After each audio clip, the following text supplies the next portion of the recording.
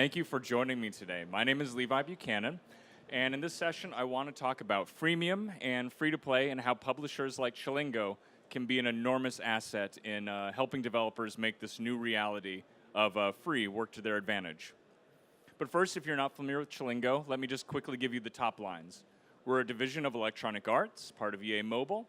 Chillingo has been in business for almost 12 years, and there are members of this team that have been in mobile gaming since the flip phone days, myself included. That level of expertise across all those years gives us perspective, but like any business that survives as long as ours and is thriving like we are right now, that perspective educates our evolution. So you probably know a lot of the games up here from our history.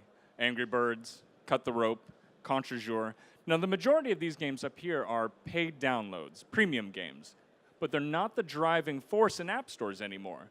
And I'm not necessarily denigrating paid games here. I have a bunch on my phone now, such as Monument Valley, a game I have no intention of ever deleting.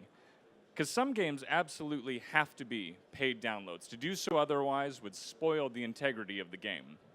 But in the years that I've been with Chillingo, our roadmap has essentially flipped. Whereas we were once 95% paid, we're now 95% free to play. And over 80% of our revenues now come from our free to play games. And whereas once we released over 130 games a year, we're now on track to release fewer than 30 in this calendar year. It's been a remarkable transformation for our company. But we saw it coming about 2 years ago and laid out a plan to turn Chillingo into a live services company in an industry that was rapidly turning into free-to-play. Chillingo works with indie developers around the world. Now, the word indie means so many different things now. Let's look at 4 of our development partners, all degrees of indie. Up in the upper left, iCycle was created by a single person, the just BAFTA-honored Reese Mildridge. Up in the right corner, that's Pixel People, developed by Lambda Moo, a small team. We also worked with Ninja Theory on Fightback, a console developer that saw the need to move into mobile. And then down here is Mattel, a giant of the toy industry, and we helped them with games like He-Man and Hot Wheels. Now, what unites all of these developers is they look to a publisher for essential services. Now, in the past, that might have meant sales or PR or marketing. With Chillingo, that also means production. We have this great team of producers that sit in the UK that have dozens of years of mobile gaming experience between them. But the market has evolved, and there is now much more that a publisher needs to offer. These days, that means live services. We're talking to developers around the world, hundreds upon hundreds upon hundreds each year. And most see that free is now the absolute dominant business model, but they're not exactly sure what to do, because free doesn't mean setting a price to 0 and then just including a bunch of ads or IAP. We've seen that, and we've also seen that it doesn't work. So many people are coming now to publishers seeking free-to-play expertise, wanting to know how to best retail their game in a free-to-play industry. And so today, to address the heart of this session's topic, I want to case study a game that Chillingo launched last year called Iron Force to show you how a publisher, not just us, mind you, but how a publisher can add so much value in a rapidly changing industry that's now dependent on live services, something that can sometimes overwhelm a studio, regardless of their size. So here's Iron Force. It's a live, multiplayer, PvP tank battle game made by Coolfish, a company based in China. To begin, I want to look at how publishers approach free-to-play games. I doubt there's anybody in here that's unfamiliar with this cycle up here. You know, acquisition, retention, monetization. We use it too, but we also make sure to come at this from a different angle. The number one thing in a game, the ultimate bottom line, is fun. And it may sound like a really glib comment, but it's not. Too much of mobile gaming right now is driven by spreadsheets, performance-based marketing, monetization strategies, and none of that means anything. It's all worthless if the center of your game is hollow, if you're missing fun. In the case of Chillingo, we have a green light meeting that is dedicated only to fun. Without it, there's no point. We can throw anything at it, any engagement tool, retention tool, but without fun, players are unlikely to invest. So only when we know that we're dialed in on fun, that we have a fun game, do we start moving to the other things in that circle: retail, engagement, monetization. All right, first up is engagement. Let me show you a few things that we recommended in Iron Force, starting up there in that upper right corner.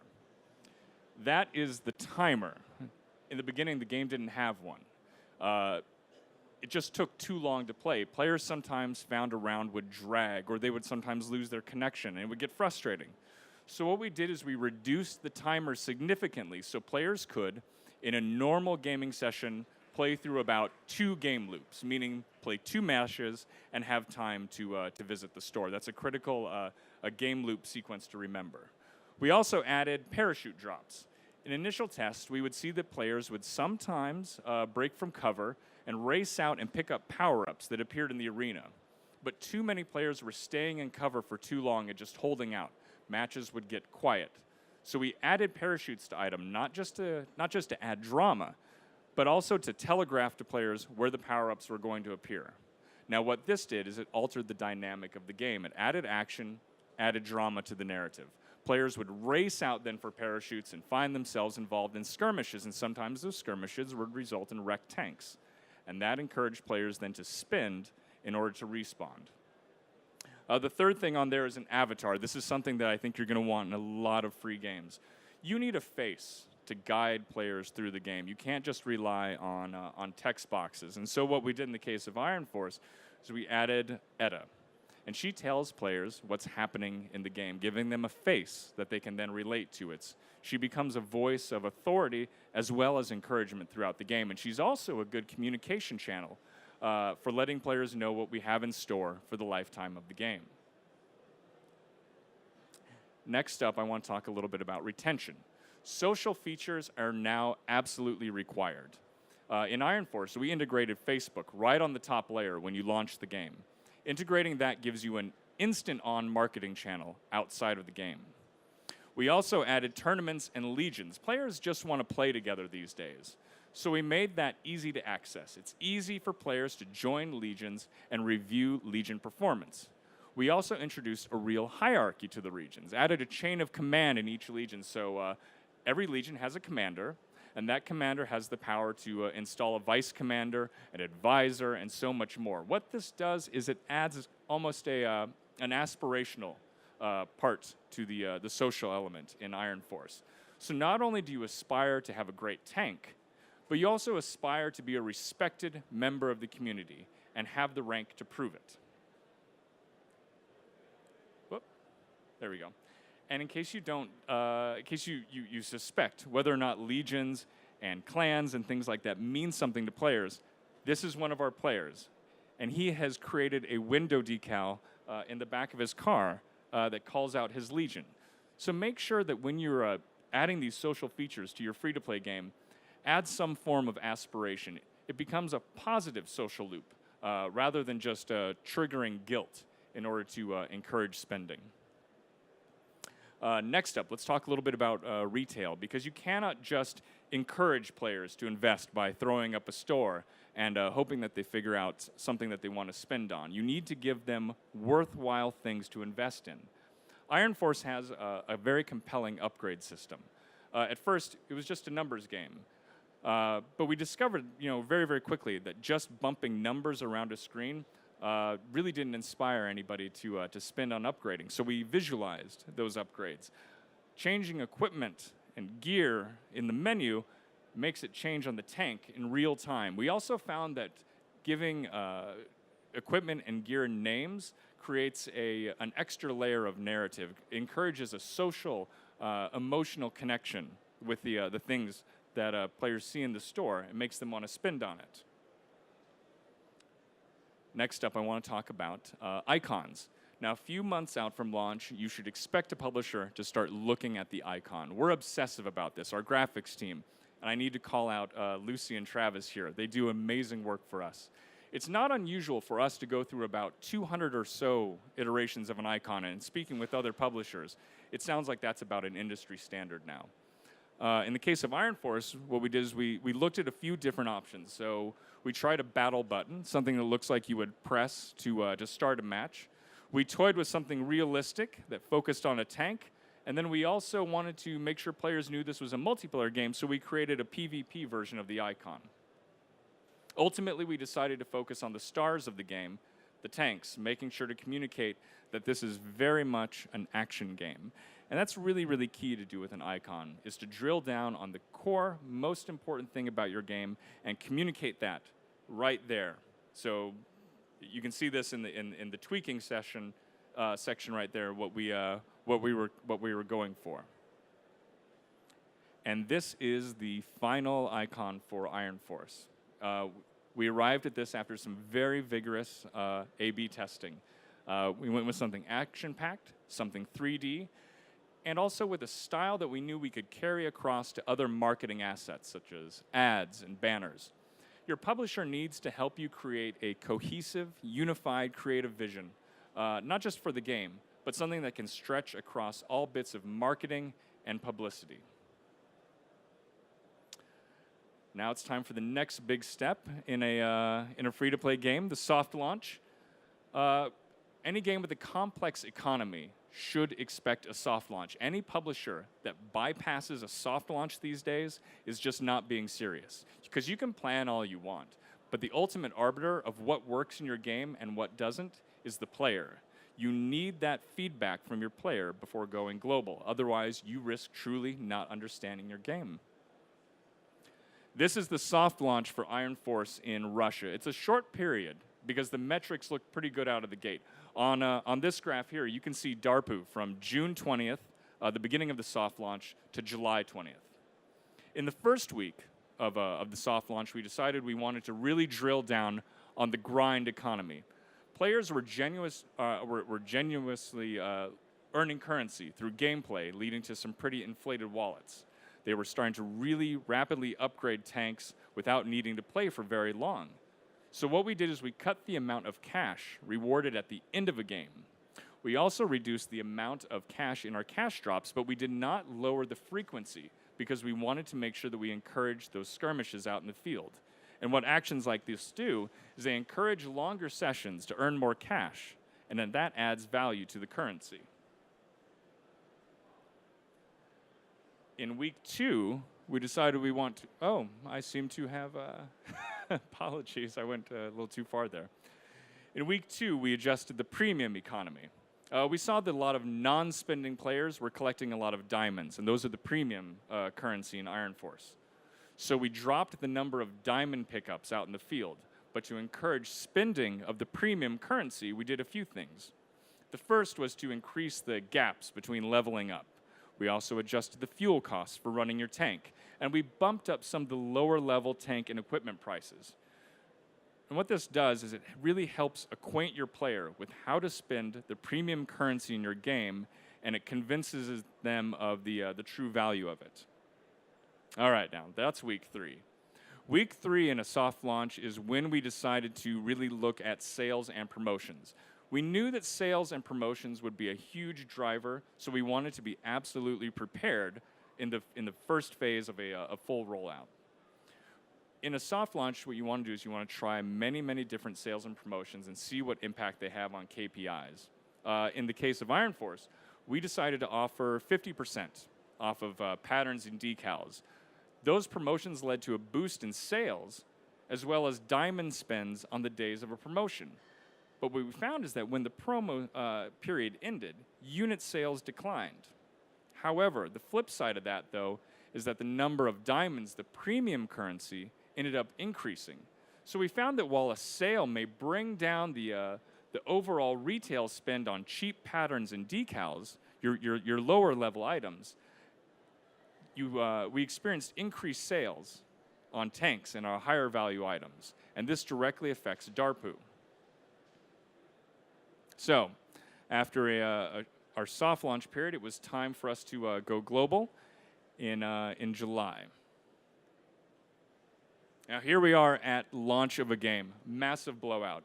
We used the vast majority of our inventory to really spread the word. As an example here, I'm showing some of the ads and banners found in Chillingo and EA games.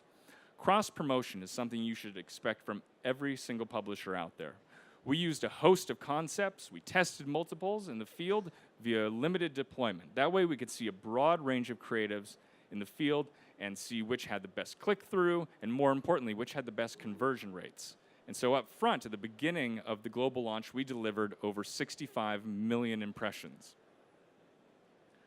We also deployed something called Pop the Offer, and that's our cross-promotional tool. It's something exclusive to Chillingo.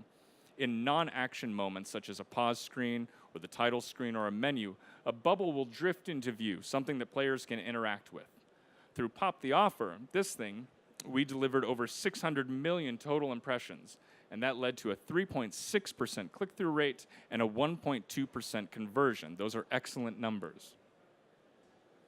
We also went after core mobile gamers and tastemakers, the early adopters for games like this in the free-to-play world, by purchasing site wraps on mobile gaming sites such as Touch Arcade. Now, you'll find that through ads like this, the click-through rates are not astronomical, but what they do is at a critical time for your game, they assist in the creation of a brand. And of course, you have to use social media. In-game Facebook integration gives you an instant community. Iron Force's social community now sports over 300,000 members, and it continues to grow. It has become an invaluable communication channel for us to reach our players, but we've also discovered that players love using these groups to talk with each other. We are also very fortunate to enjoy excellent support from EA in some targeted campaigns. Iron Force was featured in big brands like Madden, FIFA, and Dragon Age. We also reached out to the Command & Conquer and Battlefield communities. Your publisher needs to use every single tool at their disposal, and they should also have some unique tools available to them so that you aren't always reliant on the same sorts of UA that every single publisher typically uses. Now, as we all know, launch is just one stop in a marathon, and that's where live services come in. And here's where a publisher should really show their strength working with a developer. Here's my product lifetime for Iron Force. Since launch, Coolfish and Chillingo have worked together on 12 major updates. This game is alive, it changes, it evolves, and it does so with input from fans. We are always looking at groups and forums to see where this game needs to be next. We have short-term content plans, long-term content plans, feature rollouts, and so much more coming. You always want to make sure that your players know how invested you are in keeping your game fresh and exciting for them, and they will reward you with some investing of their own. Creatives should also evolve over the course of a free-to-play game. In Iron Force, for example, the icon changes with massive updates. You never want to stand still, but you want to make sure that those changes are consistent with your game's creative vision. In the case of Iron Force, we wanted to make sure it maintained that original tank style, but it was something that was familiar to players that were used to our HUD and our in-game menu and other ads that they might see. And whenever the platform allows, you want to make sure that you localize. On Google Play, for example, you can offer regional icons. These are recent ads and banners for Iron Force that allow players to express patriotism. And that's really compelling within the in-game community and the narrative that exists within the game. You also want to make sure to have a lot of art at your disposal. We had to hire an artist to help us with renders like these that we used in our ads, because you want to make sure that you are constantly refreshing art assets so that players know all about your changes in the game. For example, with us, we wanted here and make sure that they knew we had a new battlefield coming. But it was critical to focus on the action, part of that cohesive vision that I was saying that all marketing assets need to have. Probably the absolute most important for a live game in day-to-day operations, community management. You need to elicit constant, meaningful feedback. You need to nurture loyalty from your players, and you need to celebrate their wins. These are critical for a live services game. A publisher should provide personnel or rules or toolkits for community management. Chillingo has assigned a dedicated community manager to Iron Force for this very reason. That person is Patrick. And he's worked really hard to identify key players in our community. And key players are not identified based on just what they spend, but how passionate they are, how vocal they are in groups and forums, and what you need to do with those fans. And I don't like the term whale, but these are your enthusiastic players. These are your VIPs. You need to communicate directly with them. For us, we decided, let's set up some VIP fireside chats. We wanted these key players to feel like they were a real part of the game's evolution, and they absolutely are. A lot of their feedback worked its way into updates for Iron Force. In fact, in the most recent major update called Fallen City, there's a whole new tournament, functionality that came directly from one of our key players in the community. Customer service is also incredibly critical with a live game. We have 2 people dedicated to just one game.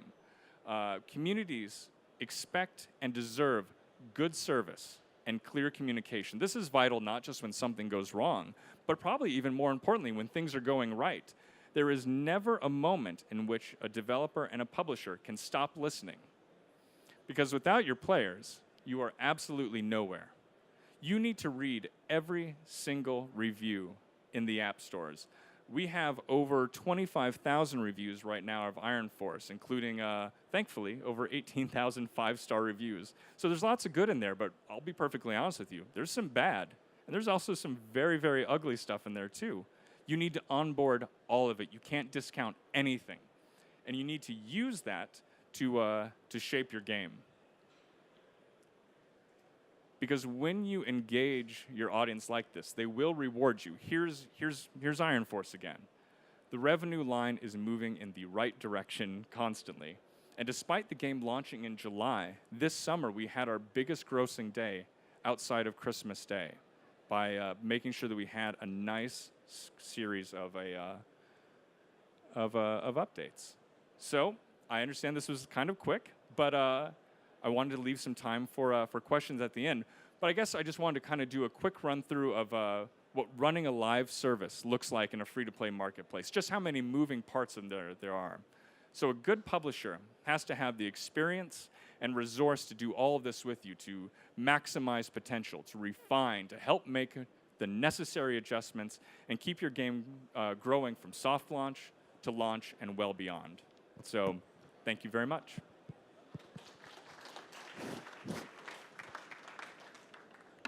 Thank you, Lenny. Thank you so much for the sharing experience.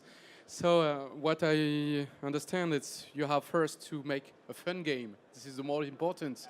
To take care of your community, of your player, make sure the player is going to have a nice experience. It's amazing sometimes when you look at a game for the first time, and it's presented to me, and they're like, so we looked at this and this and this genre, and we decided that this feature from this genre was great, and this one really reacts well, and this is making a lot of money, so we came up with game X.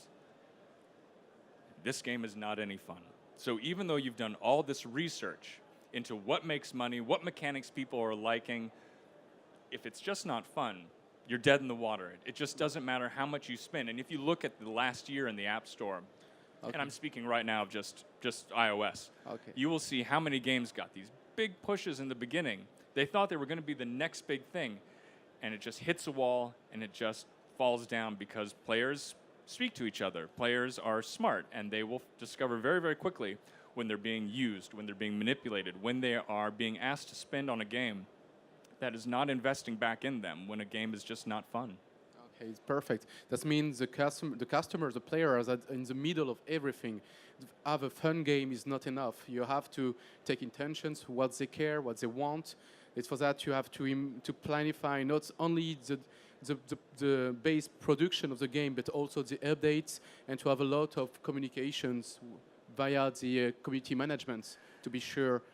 Updates are key. You have to have a really, really long-term plan for a successful game. And look, if a game doesn't work out, you can have 12 months of updates planned, and it may not do anything. But when a game catches fire, and you can show your community that you've really thought this thing through, and that you're going to support this game for 12 months, for 18 months, for 24 months, that you are incredibly dedicated to them, they will feel much more emotionally involved with the game. They'll also feel a little bit safer on spending. You'll sometimes see this in how sometimes HBO, what they'll do is they'll show a series, and then right after the first or second episode, they say, hey, we've re-upped this for another season.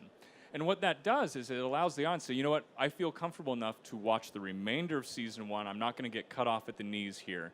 There's a long-term investment in this show. HBO did a really, really clever thing with Boardwalk Empire.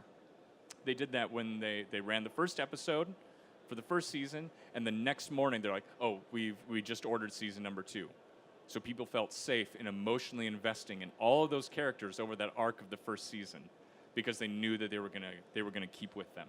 Excellent. Okay, so the magic word is retention, retention, retention. Okay, so I have a challenger here for the first question, so thank you so much. It's first 2 questions, very quick one. Oh, sure. Russia for soft launch, why? Second question, do you do casual? I'm sorry, what was the second question? Do you do casual? Yes. So, like I said, we've narrowed our focus. When I first joined Chillingo, we had almost 130 games per year. We're down to 29 for this year. We still absolutely do casual games, but they're typically connected. They typically have social functions, and they typically will support community. Why Russia for soft launch? That's not our go-to for every single game. It made sense with Iron Force because tank games do exceptionally well in Russia, and so we knew that audience would give us the best feedback. Okay, thank you. There is any other questions? Okay.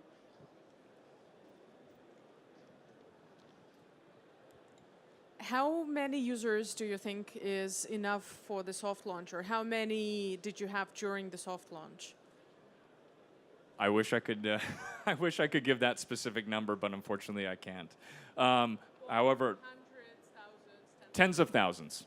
Tens of thousands is a good sample lab. We've had games with soft launches that have only had about 6,000, 7,000, but if they're engaged players that are coming back day 2, day 3, day 7, you can get really, really good KPIs from them, and then maybe you don't need that wide group. In the case of Iron Force, we needed a wide group because there were so many moving parts, but we've had other games that we've soft launched and had only a few thousand and gotten excellent data from them as well. And if I may, another question. Sure. I'm not sure you would be answering this one as well with the details, but in the soft launch DARPU graph, you had a dive after the 3rd iteration on week 3. Can you comment why? That was the winding down of the soft launch. That's yeah. That was we had started to wind things down, and we were getting ready for the global launch. So what we had done is we were testing out the sales, we were testing out the promotions, we got the data that we needed, and so there wasn't another sale and promotion, so things dipped a little bit, and then we went right into the global launch. Same player, play again.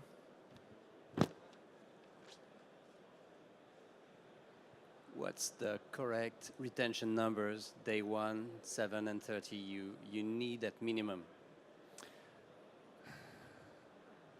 The minimum? Okay. Fortunately, we've had some soft launches where we've had a day, the second day retention being about 37, 38%. And that's been good. In fact, sometimes what you'll see is people will play is they'll come back, they'll check out the second day. If not enough has happened, they'll drift away, but maybe they'll pop back in, a couple days later. So seeing that dip from day 2 to day 7 is sometimes too far to look out. Look at day 4 and see how things are going right around there. If your day 2 retention is down in the single digits, you have an incredible problem that you need to address, and that's probably where fun kicked in. Either that, or they were hit with the store, they were hit with the need to buy something far too soon. I have also seen that as well, and that can lead to a severe, steep drop to get that single digit day 2. Last one. Sure. The guys I met at Rovio, they only would listen to you if you've already soft launched. Well, it's not just them actually, but I'm going to talk about Rovio because what they are looking for is day 1 needs to be around 60. Day 7 needs to be around, I think it's 30, 40. Okay. And they want minimum day 30 being at 20%, something like that. It looks really huge. Do you go this kind of thing? Well, do you need a soft launch first, or do you go before? And do you have this kind of exam, retention exam? Sure. So obviously I can't speak to to the way they do things. No, we do. So when a game comes to us, we do not require a soft launch. In fact, we actually have a rule in place that we don't republish any game once it's live. However, I'm actually looking for an example to break that rule. Looking for the perfect game to do that. Because we have our internal production team, if a game has been soft launched, I worry that it's almost too late for us to add the best amount of value to a game. In the games that I look at day in and day out, sometimes the best point for us to get involved is between alpha and beta, and maybe even a little bit closer to alpha. That seems to be the sweet spot for our producers to inject the most value and expertise in starting to set up not just gameplay mechanics and balance, but also to help out with monetization. Okay, thank you. There is any other question? Okay.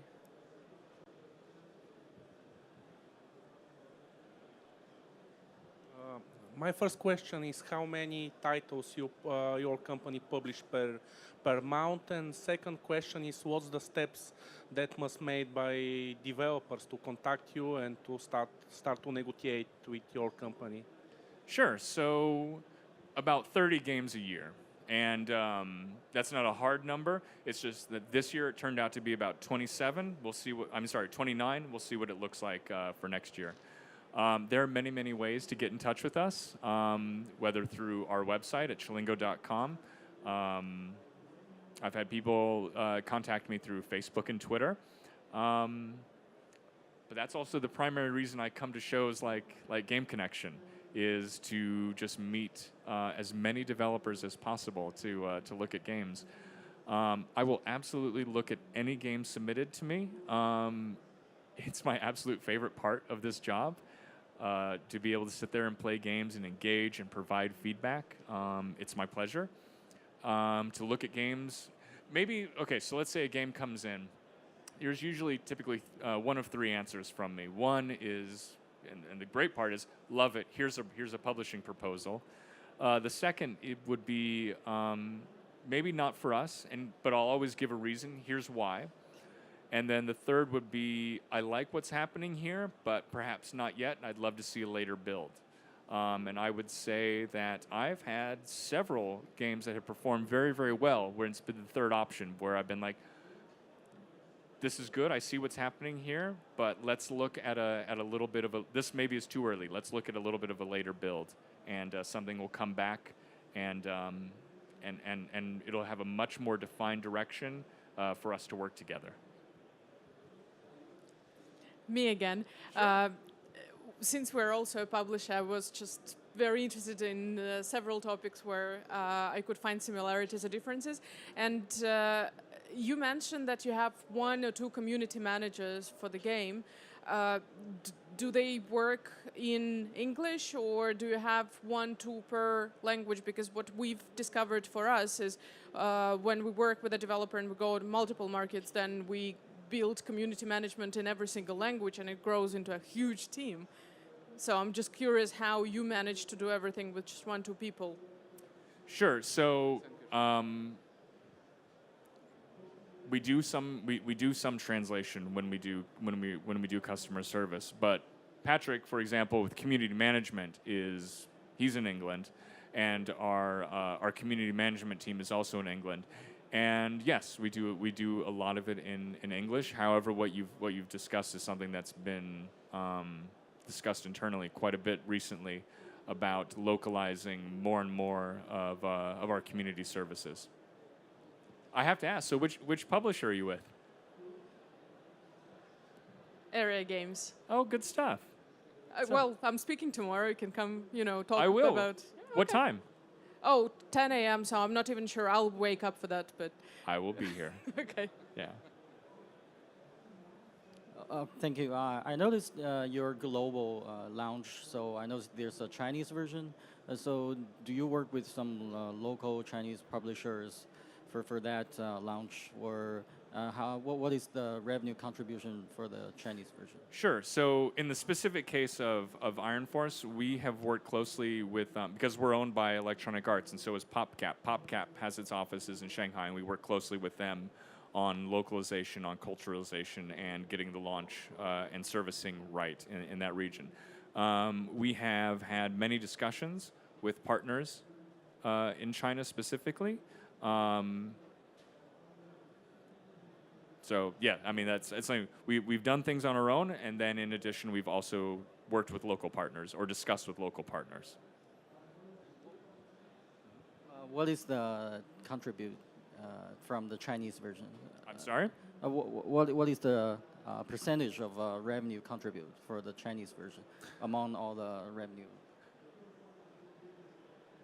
I would actually prefer to look that up and give you an accurate number for right now than to give you one that's a little bit older. So if you give me a moment to do that, I'll be able to actually talk with you a little bit later on. Yeah. Thank you. Thank you. Well, you will have time. Actually, we still have something like 20 minutes. I don't think we're going to have 20 minutes of questions, so maybe you can share. Yeah, absolutely. Just and later. We'll Okay. share and we'll get a card, and I'm more than happy to share that percentage. I just want to make sure it's an accurate number. So, any more question on the audience? Yes.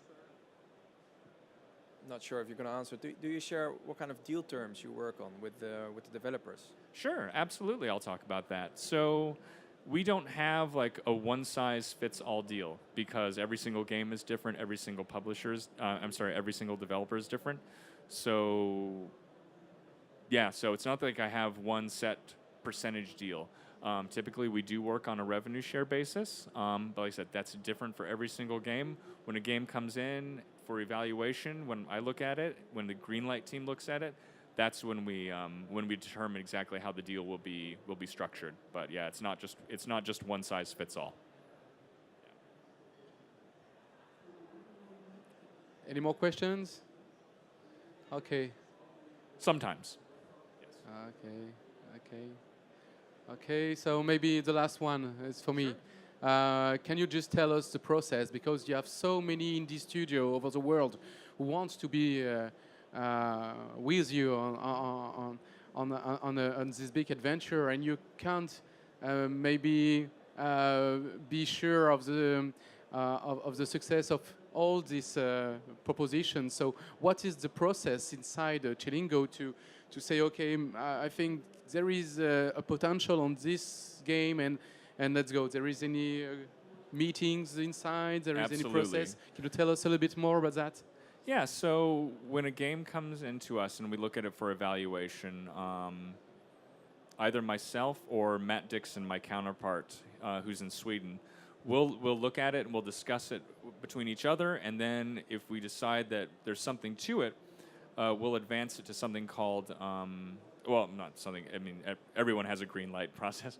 We have our green light call, and so what we have is we have a small group within Chillingo made up of producers, business, marketing, that all will sit down and look at a game together, and then we'll feedback and then determine whether or not to advance to the next step, which would be making a publishing proposal. Okay, usually the time of this period, it's a few weeks, few months? It's funny. It's funny. I think that I have had games come in, and I have signed a contract in under 48 hours. But I have also had it take a few weeks through our feedback, greenlight feedback, negotiation, and then the contract phase. So it can be many different things depending on the game and the partner. Even few weeks, it's quite quick, so thank you. You bet. So Levi Buchanan, so thank you very much for sharing. Thank you again. Great. Thank you. I hope you guys have a great rest of the week. Thank you.